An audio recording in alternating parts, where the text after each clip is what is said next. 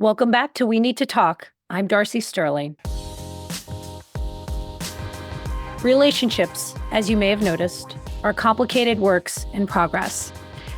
Leaders in my field have been trying to uncover the formula to happy, fulfilling relationships for decades. We understand the importance of attraction, that magnetic pull between people that we call chemistry, but we tend to contrast its importance with compatibility. The clients I work with usually fall into one of two camps.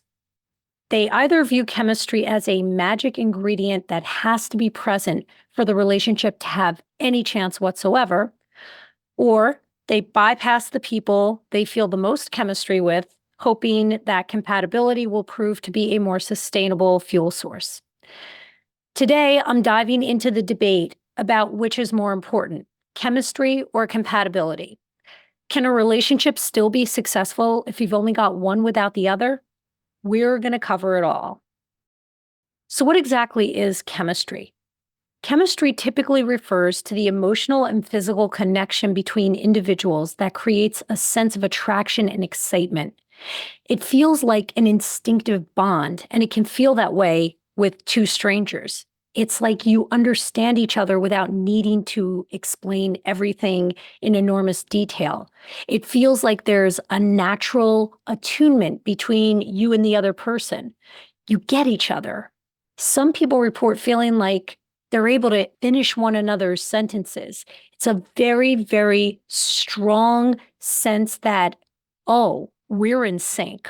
And this can happen platonically as well. I met a very close friend at a mutual friend's birthday party, and from the moment we said hello, we did not talk to another person in the room, and there was never a pause in the conversation. I think we spoke that night for like 4 hours straight.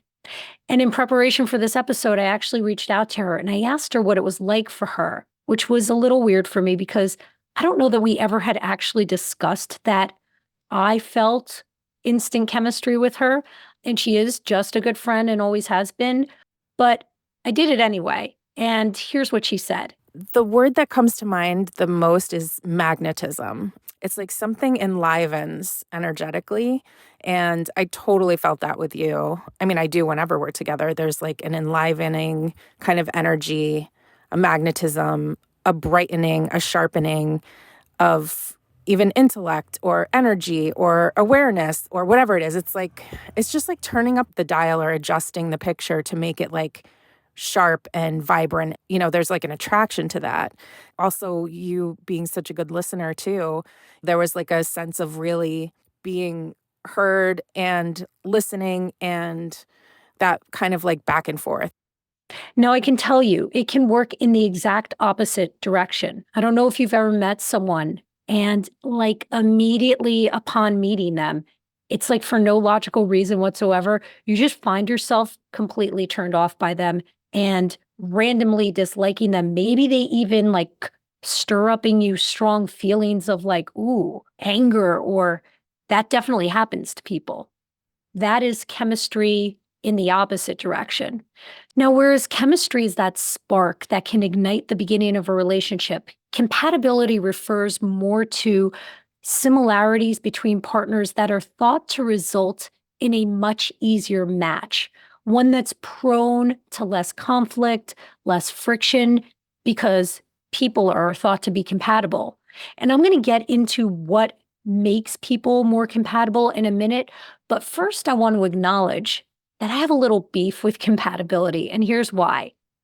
In any relationship, there's going to be conflict. Conflict is a natural part of being in relationships because we're not clones of each other. We come from different worlds, we have different life experiences, which will always result in us having different views, different needs, and different traits. And if you're relying on compatibility to avoid conflict, and here I am, a relationship scientist telling you that conflict is unavoidable in relationships, then over-indexing the importance of compatibility sets people up to expect that they don't have to learn how to navigate around conflict. And I promise you, there is no such thing as a relationship without conflict. And I want you to keep that in mind as we go through this discussion together. Now let's talk about the things that make people compatible. Here I'm talking about actual scientific data. I'm not talking about the stuff that the prompts on Hinge are going to ask you. Those are not going to lead to conclusive compatibility among matches. Here they are. Emotional intelligence. Having similar levels of emotional intelligence is very important. It almost doesn't matter where you fall on the spectrum of emotional intelligence. You will be more compatible if you both are at a similar level of emotional intelligence. Attachment styles is another thing that makes people very compatible. When we're thinking about attachment styles, we're thinking about at least one partner having a secure attachment style is going to make that relationship more likely to succeed, and ideally both people.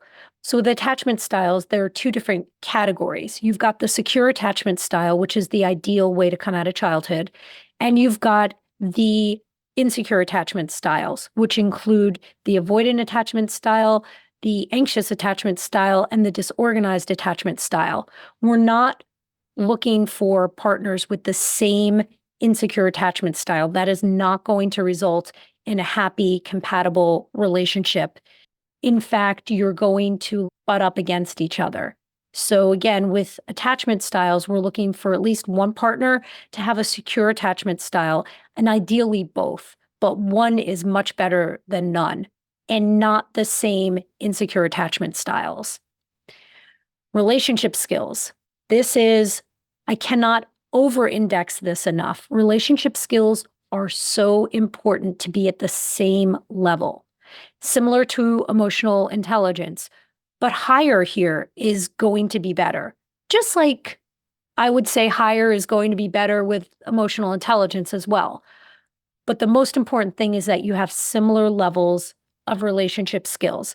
And here is a rundown of the relationship skills that I'm talking about.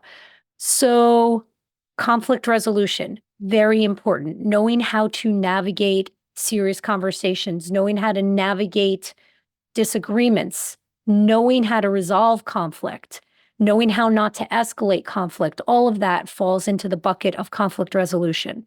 Communication skills, very important that people know how to communicate, both when they're calm and when they're escalated.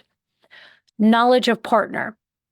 What that means, and this I want you to know is one of the most important relationship skills you can acquire, is knowing your partner's likes and dislikes and being able to demonstrate that in everyday life by either referencing them in conversations, being able to select for your partner. I don't want to encourage people to feel like they have to be mind readers, but paying attention to the details of your partner, paying attention to the specific things that they like and that they don't like, their favorite music genre, their favorite recording artist, their favorite movie, their favorite book, their favorite author, favorite hobbies, things that they love about their hobbies, things that they don't love about their hobbies. Being able to report this to your partner is going to land on their soul as like little stamps of love. They're going to be so important. That's knowledge of partner. Life skills. And what I'm talking about here is similar values and principles around money, how you want to spend money. Money is one of the biggest reasons for divorce. It's one of the biggest culprits for divorce, like an incompatibility on how frugal to be or on how generous to be. It's a very big issue. Having a similar work ethic, very important, also under life skills.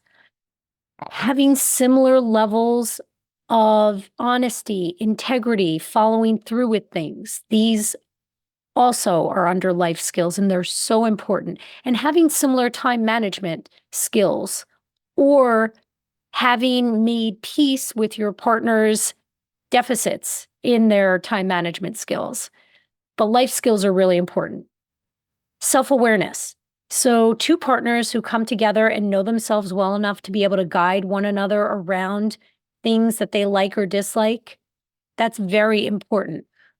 What sometimes happens, especially when we're dealing with young adults, is that neither one of them knows themselves well enough to really guide their partner around how to please them. So you've got a situation where, if I'm using myself as the example, I'm uncomfortable and I don't know how to communicate to my partner that I'm uncomfortable or what it is about them or what they did that made me uncomfortable, or how to make things better. So knowing yourself, having done your own work, which is to say, for most people, that's going to mean going into therapy. Most of us are not going to go on like a Buddhist retreat and be silent for 20 days, reflecting on why they are the way they are.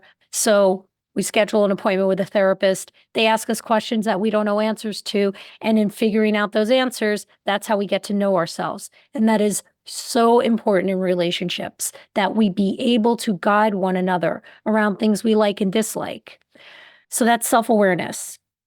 Sex and romance, really important to know what you like sexually and to be able to express your sexual preferences to your partner.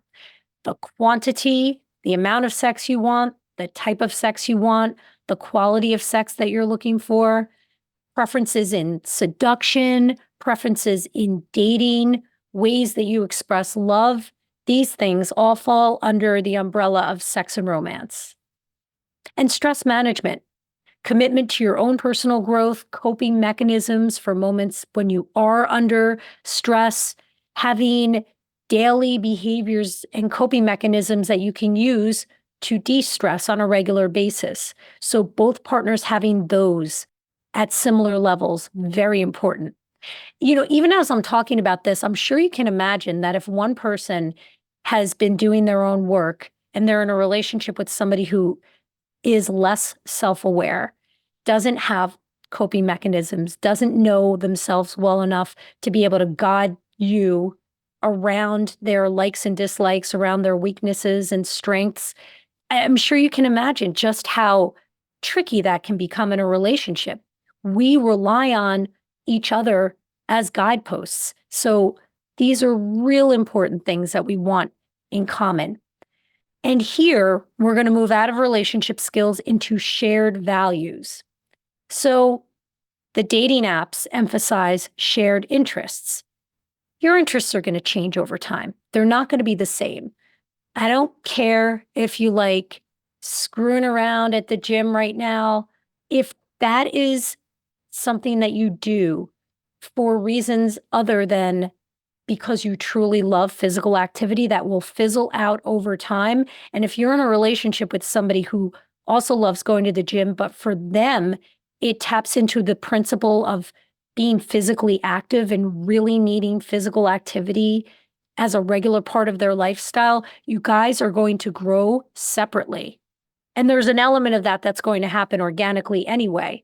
But the difference between principles and shared interests is shared interests, they change over time. Principles are more like your internal mission statement. A company's mission statement is not going to change over time.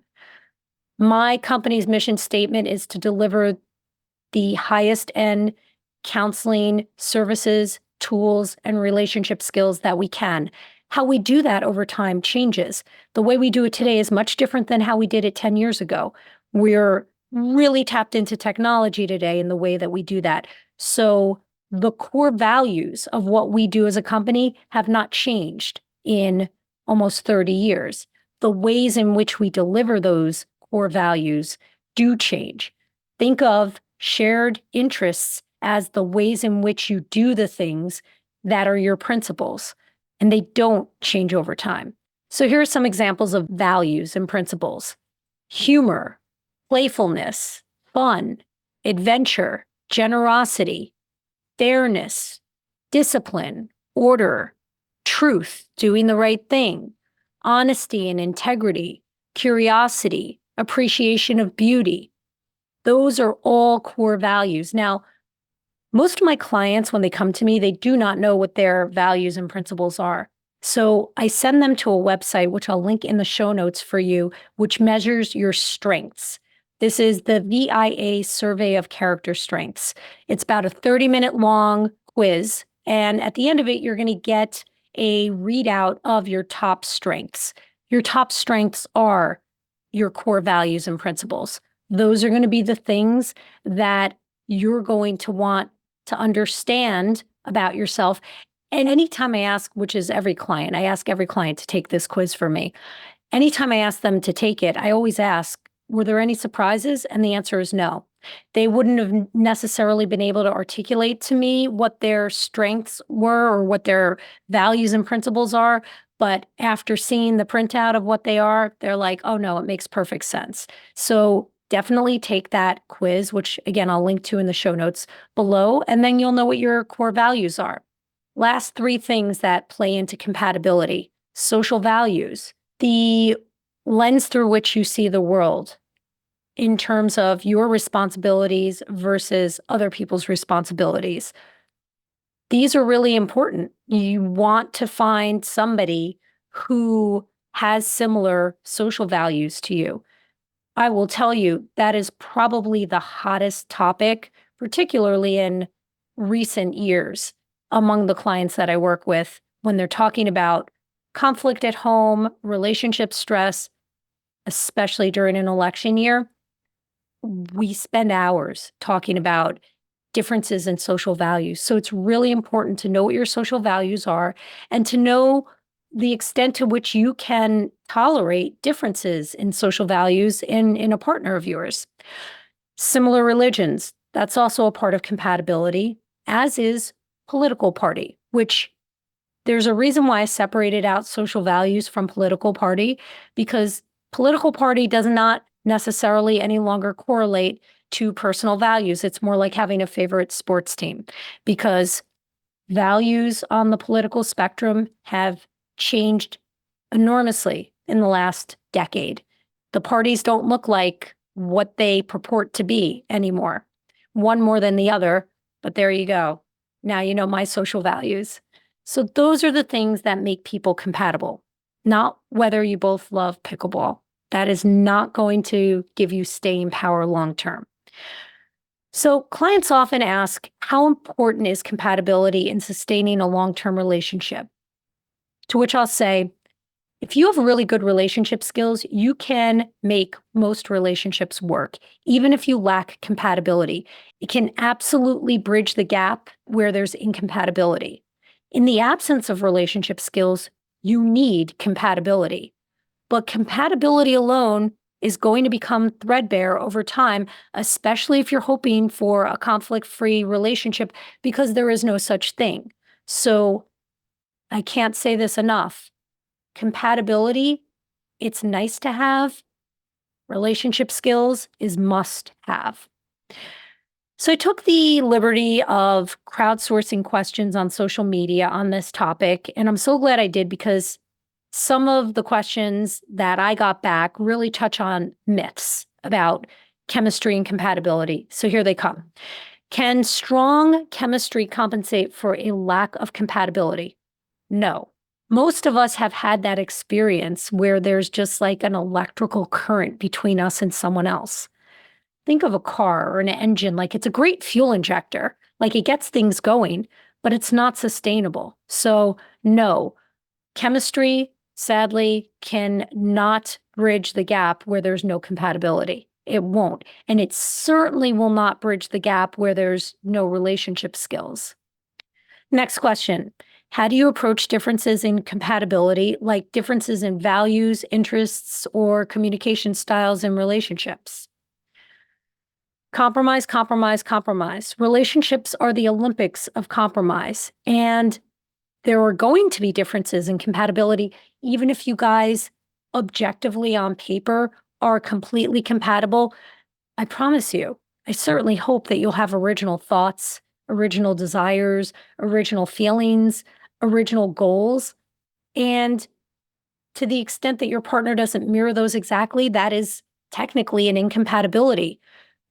You have to learn how to compromise. We all have to learn how to compromise.